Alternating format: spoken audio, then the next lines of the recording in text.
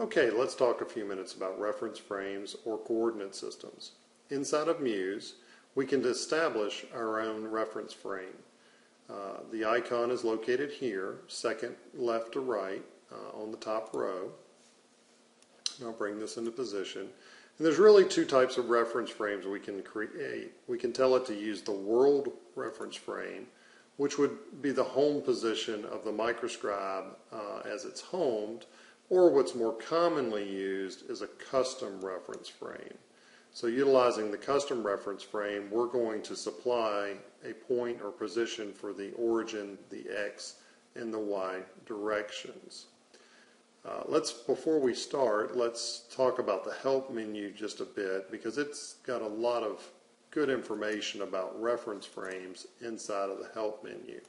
And I highly recommend that you read this help menu. It'll only take you a few minutes, and this will help you better understand what we're creating here. But let's go ahead and do an example for the video.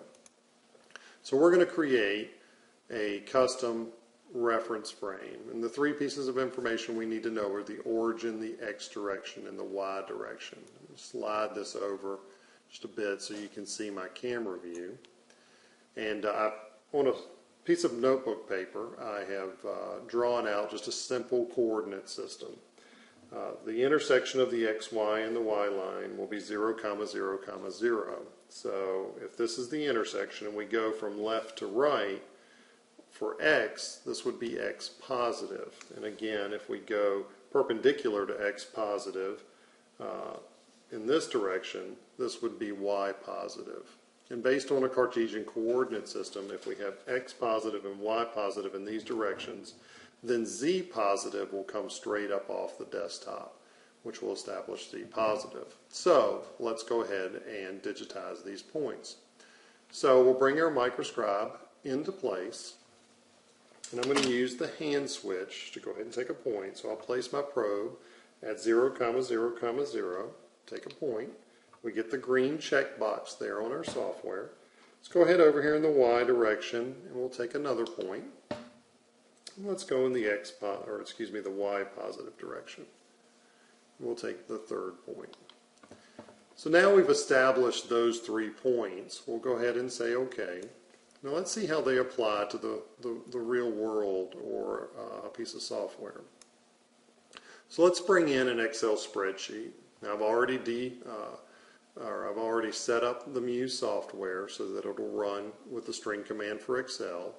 We'll go ahead and let's make a few notes here for you to better understand it. Let's call this column X, let's call this column Y, and let's call this column Z. Just so you understand how this data is going to come in. And this naturally, column A will be X, column B will be Y, and column C will be Z. So let's go ahead and take a point.